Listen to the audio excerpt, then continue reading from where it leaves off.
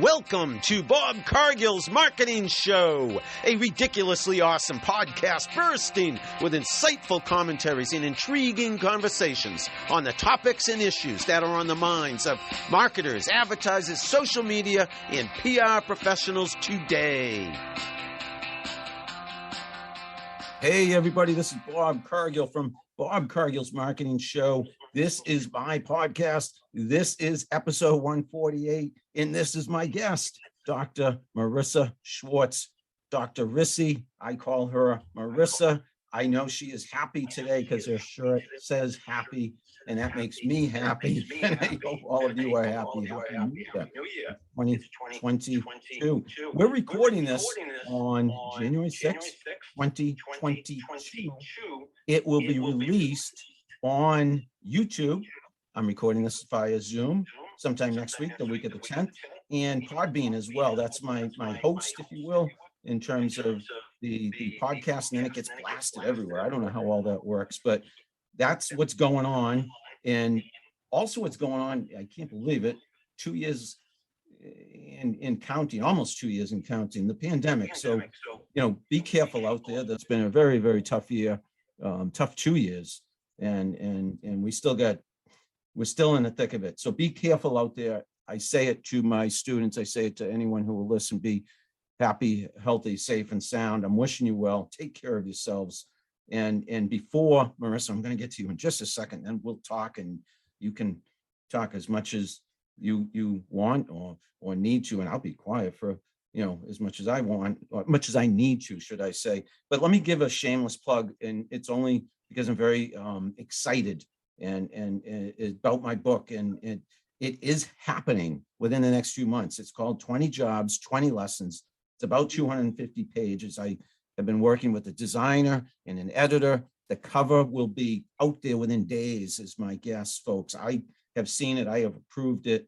We're just fine tuning it. And once you see the cover, you're going to say, hey, I'm serious about this. 3 years in the making. I dictated most of the first draft into my phone. I spent, I can't even tell you, crazy amount of hours, days, and some money, frankly, putting this thing together, but it's going to be worth it to me. And I hope you are interested. And if you're interested, hit me up and I'll put you on a list where you can be one of the first to be notified once it's available in ebook and print format. Maybe that'll be, I don't know if it'll be hardcover and paperback, but it'll be available in print, but certainly for download. And if you're like me, I do most of my reading nowadays on my Kindle. But let's focus absolutely on someone who is ridiculously awesome. And you hear me say that all the time, but I really, really, really, truly mean it when I talk about Dr. Schwartz. Morissa, she is phenomenal. She has been so kind and generous with her time too. We have not met in person because, of course, I think we met virtually during the pandemic, so no one sees anybody in person nowadays. But she has been kind to speak to my students at a couple schools where I teach marketing, college level. We have spoken at least once. I can't remember if it was more than once in a panel discussion or a facsimile thereof, a virtual presentation. And it's about time I had Morissa on my podcast. So episode 148, Bob Cargill's Marketing Show. Let me introduce you to Morissa Schwartz. Morissa, first of all, thank you for being here. So appreciate it. Oh, thank you. This is awesome. Yes. I hope my sound is okay. I moved the phone to the other side of the desk.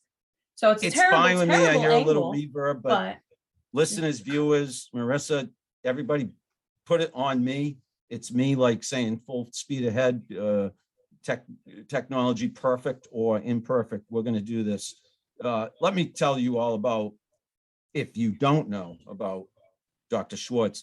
Morissa Schwartz is the owner of drrissyswriting.com, a marketing and writing company ranked in the top 2 social media experts in New York by Thumbtack and GenZPublishing.org, a publishing company which has produced 6 Amazon bestsellers. She holds a doctorate in literature from Drew University and has a master's in communication. Morissa broke a Guinness World Record for creating the world's longest chain of bracelets. I think you know, Morissa, I like bracelets too. I get them all the time, go through them, in the dozens, they break. I change my mind. I want a different one. She's a best-selling author. She has sung on MTV. I mean, you're going to find out what doesn't Morissa do. She speaks professionally about inspiring others through words and entrepreneurship, and she was named the voice of Generation Z by Community Magazine. To me, she's just a powerful, awesome, ridiculously awesome voice and human being. She seeks to inspire others through words and a positive attitude. Note the shirt, happy. You can learn more about Morissa at morissaschwartz.com. And if you need to know the spelling of Marissa's name, follow my thumb there. I'm trying to angle it perfectly. Morissa Schwartz, her name's in lights behind me. Morissa, thank you. I've been talking for 5 to 10 minutes. I'll be quiet. I want you to tell the audience, viewers, listeners, Insta Live, Facebook Live, recorded on Zoom. So it'll be up on YouTube. It's Podbean, distributed worldwide. Tell everybody about yourself, please, Morissa. Sure. I can give the abridged version. So I started out really in this industry because my friends were getting jobs at the mall that they could not stand, and I couldn't imagine doing something that I didn't like. At the time, I was doing just that. I was a student at a biomedical science academy, and I would rush through my biomedical science work so I could read and write. And I realized, okay, I have a passion that is not biomedical science. So I certainly don't want to do something else I don't like and get a job at the mall. I don't want to be miserable. I seem to really like this writing stuff. Let's give that a try. So I self-published my first book in high school. It didn't really go anywhere, but it allowed me to be able to then freelance write and edit for other people. So like I edited a children's horror book because I had, hey, I published a book myself on my resume, even though I was, 16, 17, I was hired and she referred me to some people. And by the time I was in college, I had a freelance business that was paying my bills. And that has grown into Dr. Rissi's writing. And I also, since I have a passion for reading and writing, I started my book publishing company because after self-publishing my book, I decided to go the independent publishing route, go through a traditional publisher. And that book became a bestseller, but I saw a lot of things in the industry that I thought could be improved. So I started my own book publishing company in an effort to improve them, to make the lives of authors better, to give more authors a voice, or different types of authors a voice. And I've been growing that company for 6 years. I've been incorporated for 6 years. And just a month ago, I was named one of Forbes 30 under 30 in media for my work with Gen Z and Dr. Rissi's. Yeah, that's kind of me in a nutshell, I guess.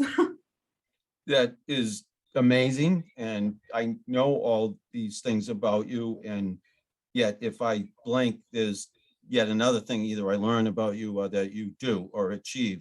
You're, in terms of inspirational, you're off the charts, Morissa, and people, I hope, are discovering you today and later on when they watch this, listen to this, and start following you. Because what I want people to know about you that you might not say yourself, but they would learn very quickly, is you interact with people, you engage with people, you support people. So despite your, if you will, worldwide acclaim, if you will, huge acclaim, and how busy you must be, you take the time to pay attention to people. And, that's what I admire about you so much. Is that you naturally? Is that a strategy, if you will? I mean, where does that come from? And when I say strategy, meaning, hey, we both do a lot of social media and it's important to pay attention to people if you want to be successful, but you are off the charts in my mind, in a positive way when it comes to paying attention to people. Where does that come from? Well, thank you. Yeah, my main thing is if somebody is going to take the time to write to me or to say something, I should take the time to respond. Everybody's time is limited. Everybody's really busy. So I've made it kind of a personal policy to respond. And it actually goes back to the old Facebook days. I kind of made this rule for myself when I was like 16. I signed up for Facebook at age 16. And I remember getting like 100 birthday wishes and my family saying, why are you responding to all of those people? That's a lot of people. And I said, if people are going to take me the time to wish me happy birthday, I'm going to thank them. They took the time out of their day. That was really nice. So I kind of took that with me for everything. I won't say that I respond to every single comment or, every single comment. But the ones that, are not just like a copy and paste or like just a click of a button kind of thing. Yeah, absolutely. I think that's the right thing to do in a lot of cases. Take the time for people. And it's not a strategy. In fact, a lot of people have said to me, don't respond to so many people. You make yourself look like, you have too much time, or, other people don't do that. You shouldn't do that. But I don't like egos, and I like people. And it really comes down to the thing of respect. And if somebody is going to do something nice for you, like leave a nice message, the least you can do is respond to it. Morissa, it's the golden rule, and you live and breathe it, and are an example of it. Being nice to other people. It's gonna, and this isn't why you do this, because you just do it because you're a nice person, but I'm sure it comes back to you. In a multitude and endless, I would think, flow of support and in terms of embracing everything you stand for. Because to me, again, I don't mean to overstate it, but personally, it's a great quality. But people in business, it's actually, I've been around way longer than Morissa in terms of age, and I've seen business become frankly tougher and fairly cold and impersonal. So the people who stand out, and to me, who really succeed in 2022 and beyond, are people like Morissa, who have those qualities. I'd like to believe I'm somewhat similar. If you take the time to thank people and engage with people, chances are they're going to reciprocate.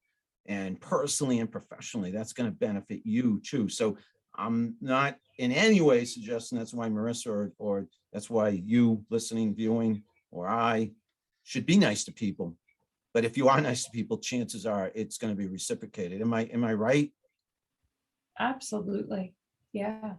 And it goes like that with everything. I actually, we're working on a new article for Forbes today, and they asked the question in it, how would you, with less people, with, people resigning at quick paces and, being short staffed, how do you keep up your productivity or, that kind of thing? And I said, by staying positive and by keeping an upbeat attitude. And it's something that, I would want to do regardless. And the byproduct of that is more productivity. Because if you're down in the dumps, like, man, we don't have anybody working, this is so terrible, you're going to be sluggish. You're going to work more slowly. But if you're positive, you're like, this is great. We still have this business. People are still supporting us. Yes, we're short staffed, but look at how much we're accomplishing. You're going to move more quickly. Things are going to be positive. So byproduct of that, of being positive, is being more streamlined and things going more smoothly. So it just reminds me of that, like being nice to people, being positive. They're so rewarding in so many ways. Yeah, and you referred or alluded a little to the people leaving jobs, the great resignation, if you will. That's what they say is happening right now. Some of it's due to the pandemic and people not wanting to be in the office. Some people also have had a little extra time to think about what they really want in life, and that is to be happy. And, that's a quality, that's a benefit that I think is immeasurable, intangible, but employers could easily offer by just being nice to employees, colleagues, being nice to colleagues. And to me, that's worth gold, worth, in other words, that that quality, that feeling, that you can't put a price on that. It's priceless. Absolutely. So, and also you said something about, and again, I'm focusing on this point because I think it ties into business, it ties into social media, and it's a good thing to be as a human being. But you said something about it takes time to thank everybody who says happy birthday to you, and that was years ago when you joined. That was 100 people, and now I'm guessing you get like hundreds of people wishing you happy birthday. And again, on a smaller magnitude, that's myself too. I wrote a blog post years ago called Sleepless in Social Media, and said, hey, if you're going to be on social media and be a success, you're going to have to, it's not a question, it does add hours to your day. You're going to have to put in that extra time, but it's worth it. Do you agree? Although I have a feeling you're very efficient with how you work, perhaps more so than I am, but it does add some time, right? The more successful you are, and the more people are, messaging you and wishing you happy birthday, the more people you see things happening to and you want to engage with. Yeah. Oh, absolutely. But so what I used to do was whenever I would see a notification come in, like this person commented, this person wished you, I would like respond right away. It took too much time. I was constantly on my phone. I wasn't, in the moment. So for probably the past year and a half, I have turned off all notifications on my phone, and I have hours blocked into my schedule. So at 8:30 a.m., at 1 o'clock, and then at 8 p.m., that is when I check my messages, my comments. I take 45 minutes during each of those blocks to respond to any comments, messages. If I have time left over, I scroll the social media sites, but that's it. Then I'm not spending all my time doing that, because it eats up so much time. So blocking that in has made all the difference in the world and saved a lot of time. My screen time has gone down a lot based on that.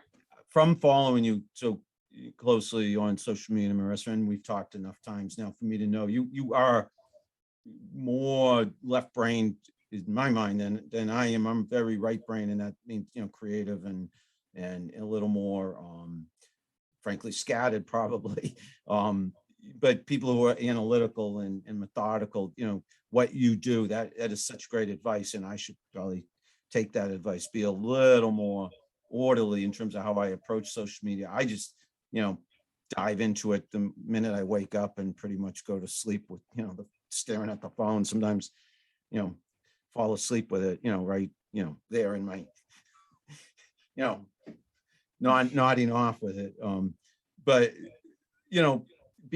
setting up a system, being orderly, if you want to be successful on social media, that's so important. And so now we'll segue maybe a little bit into business, because when you do a marketing plan, when you do a social media plan, what you just said, chunking, blocking, in terms of how we're going to get things done, how we're going to manage many social media accounts. I know your business, one of your businesses at least, you manage social media for people. I don't know if you can encapsulate, put it into a nutshell, how you would go about that. If you had a new client and they said, we want to be on, I don't know, 3, 4, 5 social media channels and get, and they have no followers right now, and we want 1,000 or 10,000 followers in a year. How do you go about that? Yeah, so we have systems set up for that, because it's quite a process, but we made it simpler for doing this for 6 years. We've been doing this. So typically they would speak to myself or one of my managers. We would sign them up, send them an onboarding sheet, which asks them all the basics of from their logins to their branded colors to the tone that they want to use. Some companies, they love to be humorous and friendly. Like think of Wendy's, Taco Bell, like they're known for their, humorous and pretty, they sound like people, right? When they tweet and stuff. Or do they want to be super professional or, more tech focused, like think Apple, where they wouldn't necessarily tweet a joke like Wendy's would. They're going to be like, oh, we're so great, look at our sleek products kind of posts. So we want to make sure, we want to know what kind of tone our clients are going for. So we get all that established. We have a phone call to go over that. And then based on that, we create an editorial calendar, and we lay out every platform, the times we're going to post, the most optimal times for their audience, the types of posts, which day we're going to post certain types of things. Of course, we figure out the hashtags that we want to use. And I typically use 30 different hashtags on Instagram. So based on the post, we'll change them, but we come up with, a base hashtag base. And then their audience, of course, figuring out who exactly are we looking to reach. And we use those for the hashtags, because a lot of people, they'll use a hashtag, like let's say they're a writer, they'll hashtag writing. Well, when you do that, you're also reaching a lot of other writers. But if you're a writer looking to have somebody hire you to write, you probably want to hashtag something like writer for hire, writing services as well. So we do that kind of stuff. And then we share it with the client, and then we schedule the posts for the times that we put. And then every Friday we go over the analytics of how their posts are performing, what's working, what could be improved, what our plans are for the following weeks. And that's our system for all those platforms. Video is huge. It's always a plus. I would say about 40% of our clients are comfortable on video. I hope more get more comfortable, just the way that Zoom, like if you 3 years ago, I use Zoom all the time. I've always worked from home. Maybe 10% of people I would talk to would want a Zoom. Everybody else would want a phone call. They weren't comfortable with the Zoom camera. But then COVID comes and everybody's on Zoom. I would say 95% of my calls are now on Zoom versus phone calls. So I think video is going to be the same way, but at this point, not the minority of our clients are interested in video, but that is the future. So when a client does video, typically we have them film themselves, we edit it, we post it for them. People love seeing faces of companies. So we really, the organic reach is incredible with video, and people love seeing faces of companies. Yeah, a few things, if you don't mind me touching upon or accentuating that you just mentioned, and one aside, if people see me putting my hand up regularly, it's because I'm trying to engage with our Instagram audience. When I see people join, I am waving at them. So, hey, I'm trying to acknowledge you on Insta. I thank you for being here on Insta, watching us live. I'm not watching the Facebook stream concurrently. So sorry if I'm not touching base with you there, but I appreciate whoever is there. And this will all be available for replay afterwards. You mentioned a few things, if you don't mind me accentuating. I was for 4 years director of social media at a digital marketing agency in the Boston area, and the flow, the system that you described, very similar. We would write content well in advance. We'd put it into a platform that the client had access to, as well as us, so they could approve content in advance. It's be scheduled in advance. We do some manual in the moment sharing of content, a lot of social listening, but absolutely scheduling and automating some of what you put out there is important. I mean, I joke when I talk about my own personal approach, but it's true. I do personally love to just dive in and see what's going on and spur of the moment, share things and respond to people. You also mentioned video, and I think we should continue to talk about it a little, because they don't call it Facebook for nothing. Facebook, and Mark Zuckerberg said in that movie, The Social Network, something about people love to see other people's faces, and it's probably good for you and me because we're in this business and it's opportunity for us to teach our clients, but to get in front of the camera and show themselves, reveal themselves now more than ever. So it's opportunity for you and me to educate clients. But aside of working directly with clients, we have to shout from the mountaintops, hey, people, show yourselves, share yourselves, don't be shy. That's where you're going to get the biggest bang for your buck on social media. How do you feel about that, Morissa?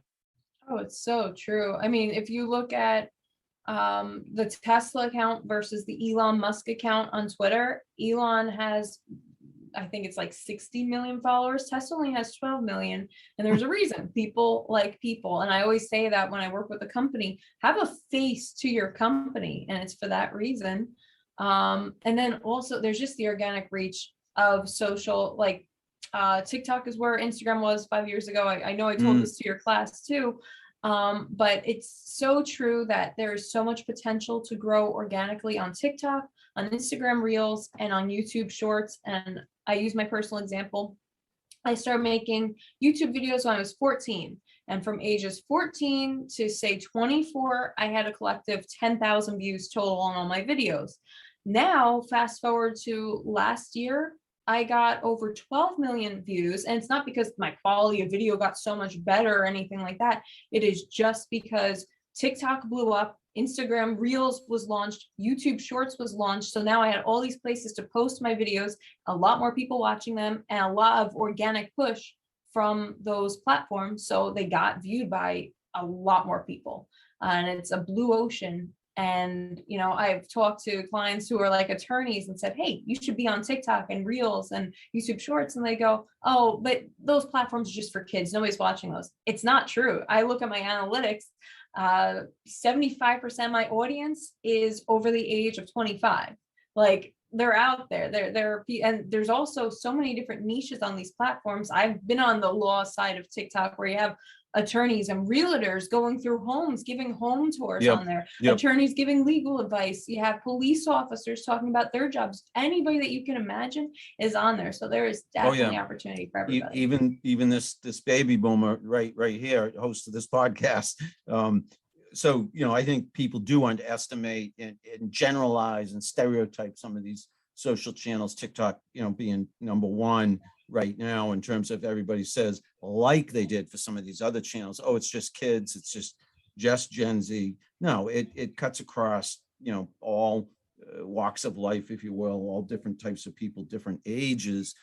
And you never know which channel is going to explode, evolve into the biggest channel. So yeah, people like me and you, we teach our clients, we do it for our clients. We certainly do a lot of it ourselves. But I would have a big smile if more clients, more executives, especially senior level executives. I mean, you mentioned Elon Musk. That's a great case study. You know, there's a face on Tesla, and that face has, you know, would you say something like 60 million followers, something like that? And the company only has 12 million. Yeah, perfect example. Logo versus face and personality. Personality wins. So businesses, if you hear that really to the point, simple, clear as day case study, Elon Musk versus his brand, Tesla, the personality, the face, the voice shines and supersedes anything the logo, the name of the company does. So I would imagine that would, in most cases, be the case for any big brand, any big company, even small businesses. Put a face on your brand, smile on your face, get out there, put yourself out there. And if you're at all challenged in terms of doing that, talk to somebody like Morissa. Frankly, myself, this is what we do, not to plug our businesses, but there are plenty other folks too who do what we do. Hey, just listen to this podcast. That's why we put these things out there to educate and inspire. Tell me a little more about how you promote your own business, Morissa. Is it all organic? Do you pay to promote? How do you attract new clients, if you don't mind me asking? Yeah, most of it is SEO. And it's all, so when I say SEO though, I'm also talking about PR. So having articles featured on big name publications, being on podcasts, that's all part of PR and SEO, because I'm going to get a backlink from this show. I'm going to get a backlink from the article that I just worked on with Forbes this morning. Those are powerful for my website, for my name. Somebody Googles my name or what the topics are in these, they're going to find them. So that's why, you know, when clients hear, oh, you have so many services, you offer PR and SEO, what do they have to do with each other? Everything. They are everything to each other. So there's your on-site SEO and your off-site SEO. Obviously, those are different. I'm talking about off-site SEO, which PR is directly related to it. So that's one way, PR and SEO. Then I still have my old freelance profiles that I started at age 16. They grew, and I have assistants that run them for me. So we still get some organic clients through those who see them. It's the craziest thing to me that I started them just as a high school kid, just like, how could I avoid getting a job at the mall, to still years later using them. It's pretty cool. So, some people have said, oh, you shouldn't use that anymore. It makes you look, like you're too big for like that kind of attitude. Like, you're too big. You shouldn't be on a website like Fiverr. But that's just, I don't like that attitude. It's the same. Those are the same people who say, oh, you shouldn't respond to everybody. It's like, no, don't, there's nothing. If a lead, it gives you great leads. I've gotten a lot of great business from it. So to anybody who says, oh, actually, it's usually an up your prices kind of thing, like up your prices, up your worth kind of thing. No, I don't fall into that. Ads, I've done ads in the past. We run ads for our clients. Personally, we just get too much organic the ads usually aren't worth it. And I say it to a lot of my clients too. If you're a B2C, yeah, ads are good. If you have a book, stuff like that, yeah, do ads. But if you're like a marketing company, ads can definitely work if you're super niche down and everything. But in my experience, I've gotten my better leads organically and through social media. Social media is the biggest. Posting daily on social, doing stuff I was gonna say lives, but I really don't do lives very often. I should, but I do post daily. I do stories daily. I just, insight in mind. And I enjoy it. Even if I didn't have the businesses, I would probably still be posting a lot because at this point I'm addicted. I enjoy it a lot. But I do get business out of it as well. So it's a win-win. Yeah, it's a win-win. It's an outlet. It is so many benefits. And sure, you have to enjoy it. Your heart has to be, for the most part, in it. As you were talking, I'm thinking, you're an example like Elon Musk, if you will, of the face of the brand. You have the brands in terms of your 2 or 3 or more, I don't know, companies, but you're out there all the time. You're on all the social channels. You are, multiply, just a few times I've spoken to you and engaged with you online. I can only imagine, hundreds, thousands of other episodes of you talking to people, engaging with people, supporting them, and then they reciprocate. And that's almost the organic traffic that we're both acknowledging. You really spelled out, the organic traffic is really, you do something for every action. I'm making this up on the fly. I think it's some great theory, isn't it, in science or that we learned in high school? For every action, there's an opposite and equal reaction. So every action on social media, there usually is, I don't know if it's an opposite reaction, but there is a reaction.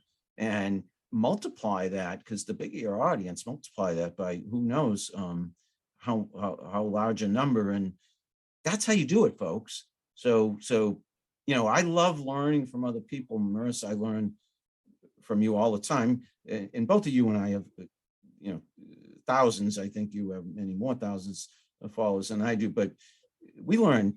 Am I right? I mean, you learn, continue to learn, and if so, who do you learn from? Meaning, what are your resources? It could be people, it could be brands. Who inspires you? Who teaches you? Yeah, that you never stop learning. That's the thing. When I graduated, I got my master's and then my doctorate. Like, I went straight through school and I thought, okay, now I'm done.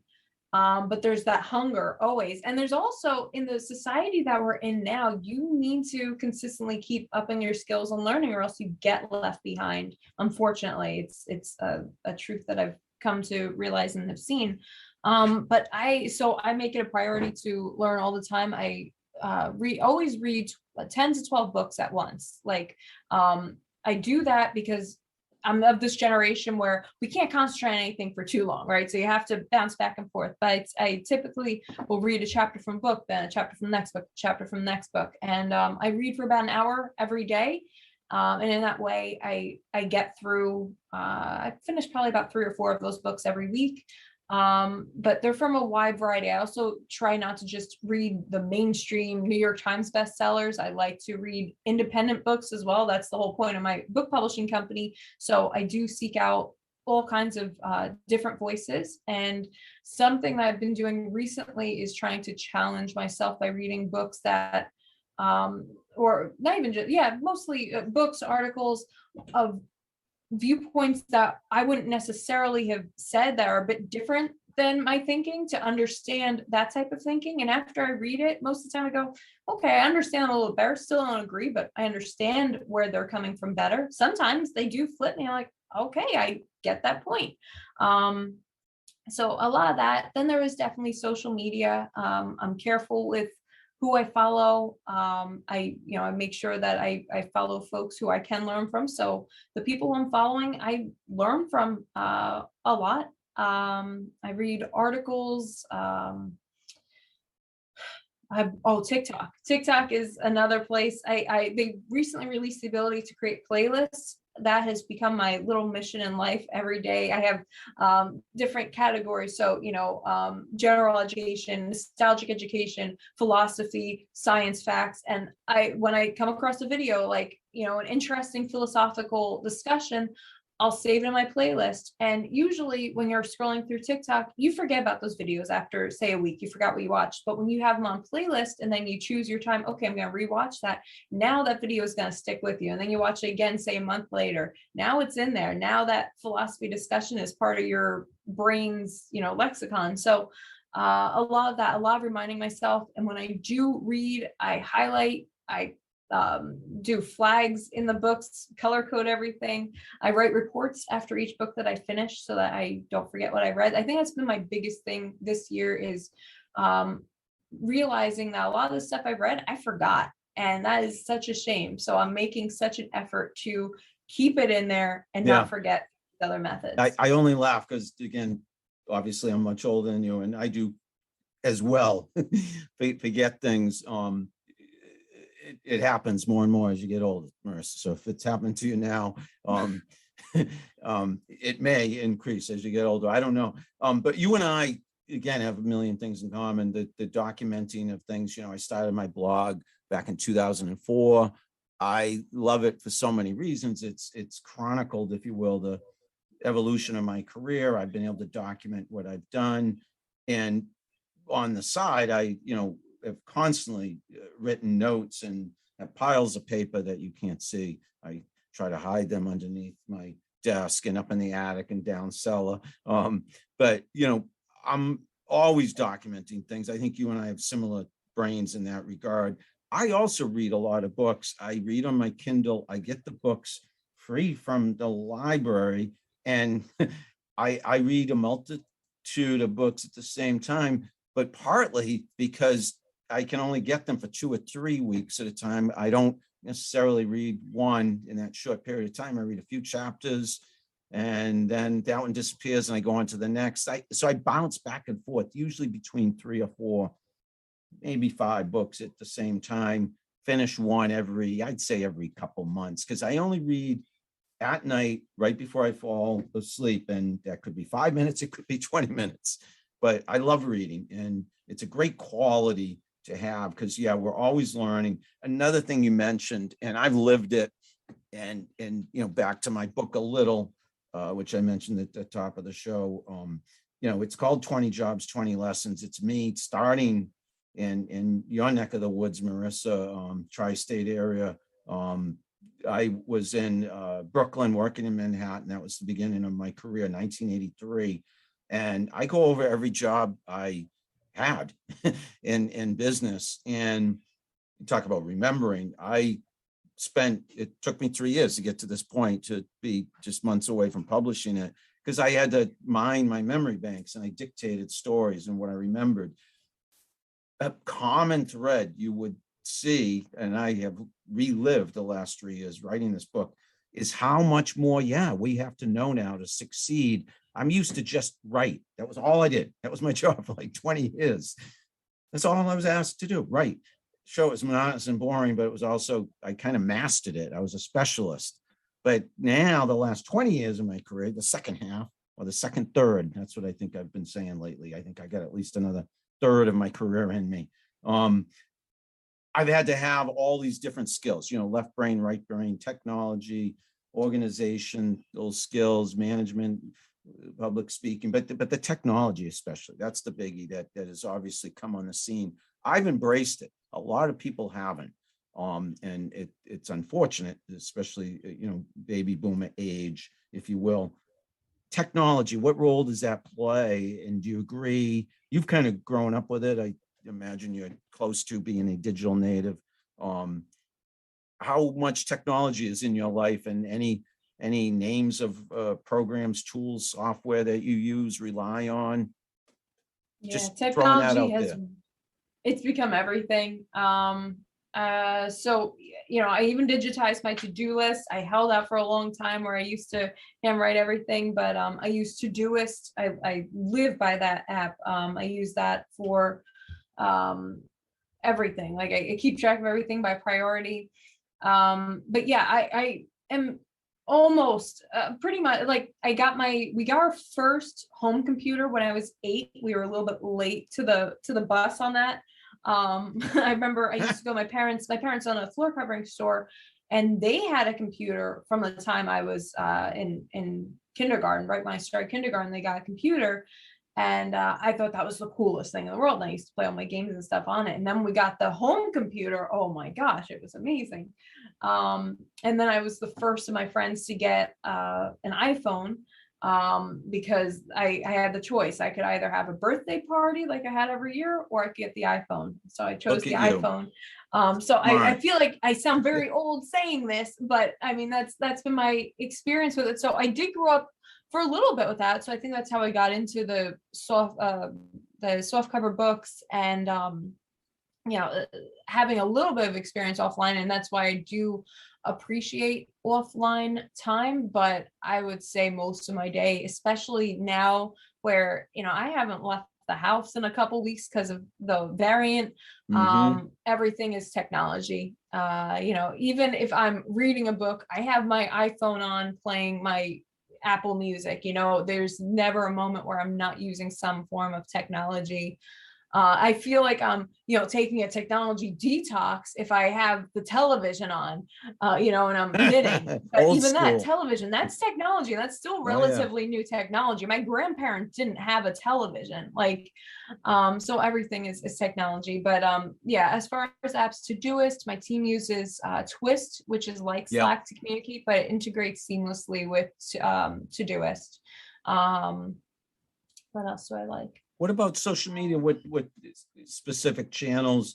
I mean, we've talked about it. We mentioned podcasts, not podcast. This is a podcast. TikTok. We mentioned, specific channels. Are you partial to any one? I know you're on a handful of them quite frequently, but which are your favorite? Where do you get the most traction? Yeah, they all have their pros and cons. I probably spend the most time on TikTok just because there is that, it feels more personal. You're watching people actually speak. I love that. I love the community on there. I love how geared towards the individual it is. So that's the one I probably spend the most time on for the past year and a half. But I still love Twitter. And I don't care very much for their algorithm. Back when they would, most people, they go onto their timeline and they're just being shown what the algorithm thinks that you're going to like. And half the time, like, you guys are way off. So what I did there is the same thing I did for Facebook. I started going chronologically. That's how everything used to be, say 5 years ago. I look at my timelines chronologically now, and that way I'm not missing the people I want to see. I'm not just seeing the ones that they want me to see. I'm seeing the people that I hand chose to follow. And it has made my experience on both of those platforms so much better, because and the other thing with the algorithm is they only show you the same handful of people all the time. And it's like, yes, I did interact with Rebecca a lot, but that doesn't mean that I only want to see Rebecca's posts. So by going chronologically, or actually Twitter calls it recent, by going through that view, I get to see everybody. And I really like that. So I like both those for that. I find a lot of memes on Facebook, and I love meme culture. I find, and you share them. I see a lot of them. They're funny. Yeah. I love that. Yep. And fun facts. Twitter is great for information, for learning, for education. I like Instagram when I want to turn my brain off And like, let's say I had Seinfeld on last night, and I didn't feel like just sitting and watching Seinfeld because nobody has nobody can just sit anymore. So I started scrolling Instagram and just, I have my collections on there. Like, these are my favorite colorful aesthetics. These are my favorite learning resources. And I just have little collections on there, and I save pictures to those. So I use almost like Pinterest. And what else LinkedIn. LinkedIn is good for networking for sure. I like it. I like it a lot for networking. I have a Pinterest, don't really use it very much. And then YouTube, I listen to, when I'm knitting and stuff. It's like an alternative to TV sometimes. But those are, and I'm on all of those, and I post regularly on all of them. There's a lot of them, and it's a lot of work to stay on top of them all. But those of us in the business, of course, it behooves us to know our way around each of them. We help our clients with them. We use them for ourselves. We use them for both business and personal reasons. I constantly am telling people who don't use social media or don't use it much, I say, geez, you don't know what you're missing. I mean, in terms of, it's news, it's entertainment, it's birthdays, it's sad occasions, but you stay in touch with people. It gives you perspective. You don't miss. There's no excuse for missing anything in this day and age. If anything, you've alluded to it a few times, and I concur. We become addicted to it. I agree, and there is a point in time at which we have to remind ourselves, hey, this might be too much. I need a break. I need to go outside. And I do a lot of running. That I've run marathons. I run all distances, but I run almost every day, and I've run even more since the pandemic the last couple of years, because I've been working at home more. I've had a little more extra time. So almost every day for the last 2 years, that's what I do. What do you do, Morissa, that is, if it's possible, completely unplugged for pleasure, relaxation? If you don't mind me probing a tad, beyond professional, what's your life like? Yeah, because for a while, work was everything to me, because I was a grad student and working full time. There was not very much time for other stuff. But now with the pandemic, with not being a grad student anymore, I have more time than I've ever had. And I'm so thankful for it. So that's why I do read the hour a day. I knit regularly. I have all kinds of arts and crafts stuff. I've always loved arts and crafts. I recently made the Beatles out of stickers. I made a mermaid out of sequins. I love making stuff. The jewelry, I've always made jewelry. I love jewelry. I also am a big video gamer. I love the PlayStation. Most recently, Dead by Daylight has been my obsession. Fall Guys is something that I'm absolutely terrible at, but hoping to get better at. The Crash Bandicoot, Super Mario series, I've played all those games. I have a Switch, and I just got my dad a Switch for Christmas, so we've been playing that. A Switch? Yeah, the Nintendo Switch. I don't know. What is that? Oh, it's Nintendo's newest game system. So it's like you could either play it handheld or on the TV, and it's really fun. Yeah, I'll have to look into that. I don't do the gaming, but my youngest son does, and I say youngest, he's 23. But he's 1 year out of college and still living here with my wife and I, and he does the gaming thing, but I know nothing about it. That is one thing. It's fun. I can tell, and I know from teaching college students, they're all doing it. They are all talking about it. I know it's a huge industry. Do you know, when I was in college, way back in the day, I was totally into video games and pinball, and I'm talking like Pac-Man and Galaxian was a big one. I was totally into that. I was pretty good at that. I used to do it in between classes at UMass Amherst, and we had to put the quarters in the machine, and I was totally into it. So I guess that was the beginning of the technology, the gaming era to an extent. And almost what you said, about computers, I remember, it was, again, for me, way back, the way back machine was it late 80s? I started in business with an electric typewriter before computers. But I remember when I first started using computers, and the very first one I owned, I believe, was a Mac SE. And I still have it down cellar in the bag, nice, I don't know, case bag, traveling bag, and it's very heavy. And it was a Macintosh, and that was a cool thing. And computers obviously changed the world, changed how we communicate. The internet was like, oh my God, it opened up the world to all of us. And now look at people like you and me, again, quite different in terms of our generations, but it does bring people together amazingly.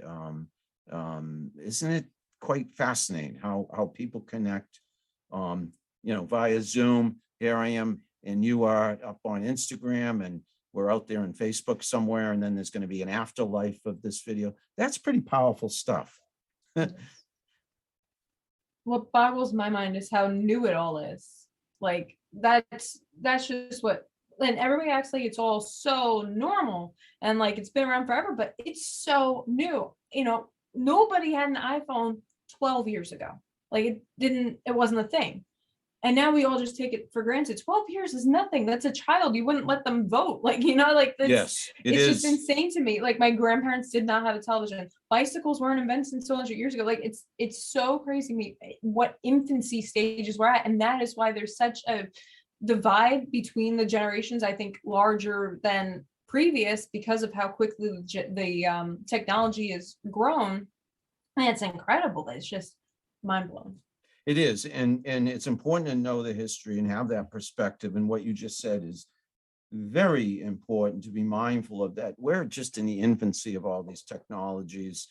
And I do tell people, for the sake of their careers, it's important to know you may not like using certain social media channels or want to be plugged in all the time, but it's important to know how all this works, because I imagine, and this will be one of the last questions I ask you, if you don't mind. We probably should wind down soon, but in the interest of time, but technology is only going to get more and more embedded into our lives and be how we communicate, and clearly people like you and me, we're enamored with it and see the benefits. So many people had better, I think, get on board, or they're going to fall behind. That's my opinion. Do you agree? And then also, what do you think about the future of technology? Where are we heading, and what would your advice be for people with regard to technology? Yeah, I do think it's important to embrace technology. But the people who are using technology also needs to realize how quickly it evolves. I remember having a professor who would talk about how she learned to code, but now all the coding languages are different. It's completely different from what she learned, and that she had to, like, she was talking about HTML and how she had to do that just to make a profile for herself. And we were like, what is she talking about? So at one point she was super advanced. So I think that's the biggest thing to remember is, this technology doesn't last forever. You do need to keep up on the skills, and what you learn today might not be relevant in the future. So keep up on those skills. Technology absolutely does keep evolving. I remember back in 2015 in grad school, I took a course on VR and AR, and now we're seeing Meta, and now, Yes. That little Oculus that I had is becoming more mainstream. It's just going to keep getting more mainstream, and hopefully soon it won't be big, heavy goggles that make me sick. Hopefully it'll be actual glasses that you look through. But that is the future, that according to experts who know way more about it than me. Every article I've read is pointing to that being our future of, you're going to have glasses, or maybe even a contact lens, or maybe a chip, and you're going to be able to look out the window and identify that's a hummingbird, that's a Burke tree, like, it's just going to know all that stuff. Or you're getting a phone call right now, and boop, you have it. So that's somewhat of the future. However, I remember being 5 years old and going, maybe one day we'll be able to have a video on our phones. Can you imagine that? Maybe when I'm like 80, Yeah. we'll have that. So you really can never predict. I would have never predicted in a million years that we would have come so far. I know. Yeah, a couple of times I mentioned my history and going back to my early days. I got to New York because I went to grad school in Brooklyn College, and got a master's degree in television. So I wanted to be in TV and pictured myself a director or a producer. Fell into marketing right after grad school as a copywriter because I had all this freelance writing experience from my hometown newspaper, college newspaper. But long story short, one reason I think I love social media so much is because back in the day, I had that interest in broadcast, in TV, in radio, in the internet, and social media, and what we're doing today. It's very akin to, broadcast. I mean, that is what we're doing, really. Everyone, or should I say anyone, can be a radio DJ or a TV, if you will, newscaster. I mean, the equivalent of, because of social media. And look at the power of all this technology, and people take advantage of it, make the most of it. And yeah, if it's not for you, okay, but it's probably going to help your career and help you personally stay in touch with family and friends, et cetera, et cetera. That would be my concluding remarks. Can I ask you an open-ended question? I know I've done degree of talking, but I hope you've done a greater degree of talking. I think so, but I want to give you a chance, just anything you want to say, and it could be, big, it could be small, it could be, digress off topic. Anything else you want to say, Morissa?